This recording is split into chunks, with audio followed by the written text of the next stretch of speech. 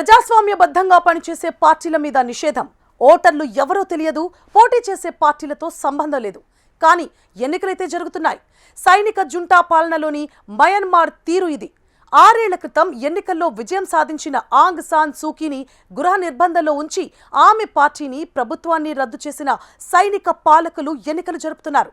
తొలి దశ పోలింగ్లో తమ కనుసన్నల్లోనే యూఎస్డీపీకి అత్యధిక సీట్లు దక్కాయని ప్రకటించారు. మరో 2 విడతల పోలింగ్ జరగాల్సి ఉంది. ఫలితాలు ఎప్పుడొచ్చినా పరోక్షంగా జుంటాదే గెలుపు. మయన్మార్ ఎన్నికల్లో వింత పరిస్థితి ఇది. అదొక బౌద్ధ మతస్థుల దేశం. ఒకప్పుడు శాంతికి, ఆధ్యాత్మికతకు నిలయం.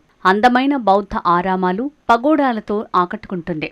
ఇది బయటకు కనిపించే మయన్మార్. కానీ ఆ దేశంలో దశాబ్దాలుగా సాగుతున్న అణచివేత, ప్రజల ఆర్తనాదాలు బయటి ప్రపంచానికి వినిపించవు. ప్రజాస్వామ్యానికి, సైనిక నియంతృత్వానికి మధ్య యుద్ధం జరుగుతున్న మయన్మార్లో ప్రజలచే ఎన్నికైన ప్రభుత్వాలకు విలువ లేదు. 2020 ఎన్నికల్లో ప్రజాస్వామ్య పద్ధతిలో ఎన్నికైన ఆంగ్ సాన్ సూకీ ప్రభుత్వాన్ని కూల్చివేసి అధికారాన్ని హస్తగతం చేసుకుంది మిలిటరీ జుంటా.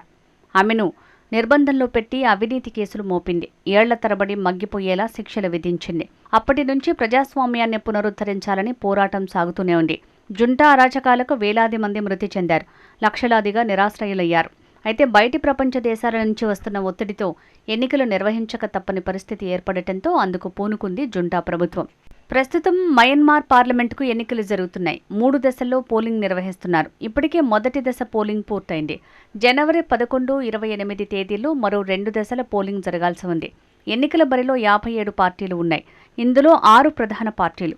మాజీ సైనికాధికారులు నిండిన union solidarity and development party USDP జోరు ఎక్కువగా కనిపిస్తోంది. ఆంగ్ సాన్ సూకీకి చెందిన నేషనల్ లీగ్ ఫర్ డెమోక్రసీ ఎన్ఎల్డీతో పాటు 40 పార్టీలను నిషేధించారు. ఎన్నికల్లో పోటీ చేసేవారు భారీ మొత్తంలో నగదు డిపాజిట్ చేయాలనే వింత నిబంధన పెట్టారు. దీంతో ఎన్నికల్లో పోటీ చేయాలని భావించిన ప్రజాస్వామ్యవాదుల ఆశలు నీరుగారిపోయాయి.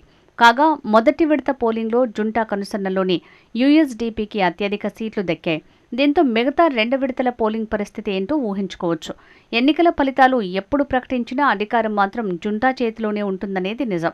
మయన్మార్లో అత్యంత వింత ఎన్నికలివి. పూర్తిగా మిలిటరీ జుంటా కనుసన్నల్లో వారు నిలిపిన అభ్యర్థులే పోటీ చేస్తున్నారు. అసలు ఓటర్ల జాబితాలో ఎవరి పేర్లున్నాయో తెలియదు. జుంటా నిర్వహించిన జనాభా గణన ప్రకారం దేశంలోని 5.1 కోట్ల జనాభాలో దాదాపు 1.9 కోట్ల మంది వివరాలు లేవు. భద్రతా కారణాలతో దేశంలోని పలు ప్రాంతాలకు అధికారులు వెళ్లలేకపోయారు. దీంతో ఏ ప్రాతిపదికన ఎన్నికలు నిర్వహిస్తారు అనేది అర్థం కావటం లేదు. మయన్మార్ సామాన్య ప్రజల వేదన వర్ణనాతీతంగా ఉంది.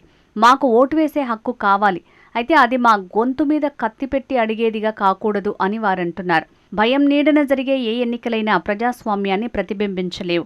ఎన్ఎల్డీని రద్దు చేసిన సైన్యం ప్రస్తుతం ఆ పార్టీ లేకుండా ఈ ఎన్నిక తతంగం నిర్వహిస్తోంది కనుక మయన్మార్ ప్రజలకే కాదు, అంతర్జాతీయ సమాజానికి కూడా వీటిపై నమ్మకం లేదు. ప్రజాస్వామ్య ముసుగులో నిరంకుశ సైనిక పాలన కొనసాగుతోందని అర్థమైపోతోంది. మయన్మార్లో ఎన్నికల పరిశీలన కోసం మయన్మార్ ఇరుగు పొరుగు దేశాలను ఆహ్వానించింది. పరిశీలకులను పంపడానికి ఆసియాన్ కూటమి తిరస్కరించాయి. అయితే జుంటాకు అండగా ఉంటున్న రష్యా, చైనాలు అధికారికంగానే ఎన్నికల పరిశీలనకు పంపాయి. భారత్ నుంచి కూడా పరిశీలకులు వచ్చారని జుంటా చెప్తుంటే అధికారికంగా కాదని మన దేశ ప్రభుత్వం తేల్చేసింది. అయితే భారత్ ఈ ఎన్నికలకు వ్యతిరేకమేమీ కాదు. ఎన్నికలకు అక్కడి సైనిక ప్రభుత్వం ప్రకటించినప్పుడు ఆహ్వానించక తప్పలేదు. ప్రజాస్వామ్యం దిశగా మయన్మార్ పరివర్తనకు ఇండియా మద్దతు ఇస్తుంది. ఎన్నికల ప్రక్రియ విశ్వసనీయతకు అన్ని రాజకీయ వర్గాల భాగస్వామ్యం కీలకం. మయన్మార్లో శాంతి, చర్చలు, సాధారణ పరిస్థితుల పునరుద్ధరణకు తోడ్పడే అన్ని ప్రయత్నాలకు ఇండియా ఇక మీదట కూడా మద్దతిస్తుంది అని భారత విదేశీ వ్యవహారాల మంత్రిత్వ శాఖ ఒక ప్రకటన చేసింది. ప్రస్తుతం మయన్మార్లో సైనిక జుంటాకు వ్యతిరేకంగా పోరాటం తీవ్రంగా కొనసాగుతోంది. అక్కడి సైనిక ప్రభుత్వం వేల మంది ప్రజాస్వామ్య అనుకూల ఆందోళనకారులను జైలులో పెట్టింది. సొంత పౌరుల మీద బాంబులు కురిపించింది. గ్రామాలను తగలబెట్టింది. ఇంత చేసి కూడా సైన్యం దేశం మీద పట్టు సాధించలేకపోయింది.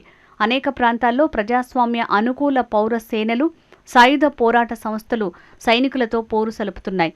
ఆ ప్రాంతాల్లో ఎన్నికల నిర్వహణ సాధ్యపడేది కాదు. మయన్మార్లో ఉవ్వెత్తున ఎగిసిన ప్రజాస్వామ్య అనుకూల ఉద్యమం సైన్యాన్ని పూర్తిగా ధిక్కరిస్తోంది. National unity government, people's defence forces వంటి సాయుధ ప్రతిఘటన సంస్థలు ఇందులో భాగమయ్యాయి. ఎన్యూజీ తానే దేశానికి నిజమైన ప్రభుత్వమని ప్రకటించుకుంది. ఏదేమైనప్పటికీ మెజారిటీ స్థానాల్లో సైన్యం అనుకూల యూఎస్డీపీ నెగ్గుతుంది. ఇది సైనిక పాలకులకు మద్దతు ఇస్తుంది. పొరుగుదేశం మయన్మార్లో ఎన్నికలు స్వేచ్ఛగా జరగటం లేదని భారత్కు తెలుసు. కానీ అక్కడ ఎవరు అధికారంలో ఉన్నా సత్సంబంధాలను కొనసాగించక తప్పదు. 4 ఈశాన్య రాష్ట్రాల వెంబడి మయన్మార్తో ఇండియాకు 1643 కిలోమీటర్ల సరిహద్దు రేఖ ఉంది. ఆ దేశంలో ఏం జరిగినా దాని ప్రభావం మన మీద పడుతుంది. సైనిక తిరుగుబాటు అనంతరం వ్యతిరేక వర్గానికి చెందిన వేల మంది సైనికులు శరణార్థులుగా మిజోరాం రాష్ట్రంలోకి పారిపోయి వచ్చారు. చిన్ రాష్ట్రం మీద సైనిక పాలకులు బాంబులు కురిపించినప్పుడు మిజోరాంలోని సరిహద్దు గ్రామీణులు సురక్షిత ప్రాంతాలకు పరుగులు తీయాల్సొచ్చింది. అంతేకాదు ప్రజాస్వామ్య అనుకూల గ్రూపులతో పోరాడేందుకు మయన్మార్ సైన్యం సగాయింగ్ ప్రాంతంలోని ఈశాన్య రాష్ట్రాల తిరుగుబాటు గ్రూపులతో కలిసి పనిచేస్తోంది. ఇది ఇండియాకు భద్రత సమస్య. ఇండియా, మయన్మార్, థాయిలాండ్ త్రైపాక్షిక రహదారి ప్రాజెక్టు కూడా ఈ అలజడుల కారణంగా అసంపూర్తిగా మిగిలిపోయింది.